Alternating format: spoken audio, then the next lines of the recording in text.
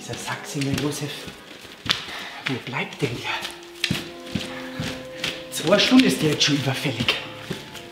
Das kann doch nicht sein. Glaubt ihr, wir warten eine Ewigkeit auf den? Chef, das ist normal. Normal. Was ist denn da normal? 2 Stunden überfällig. Ist das etwa normal? Ja, bei dem schon. Der war bei der Bahn. Bei der Bahn?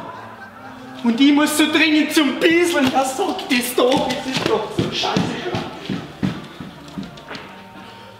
Ja, ich muss auch.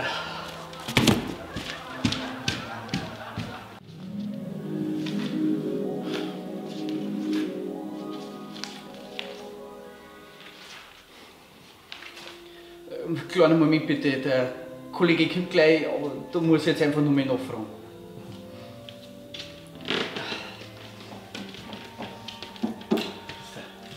Grüß dich.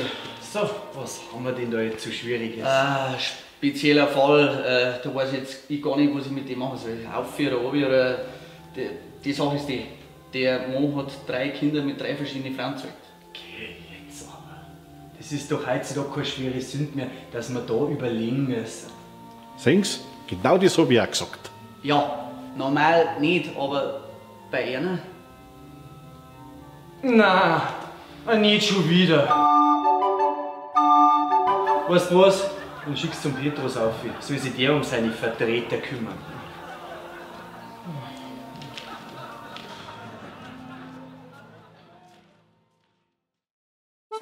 Bayern Comedy wird unterstützt durch die Brigante Landbrauerei Schönraum.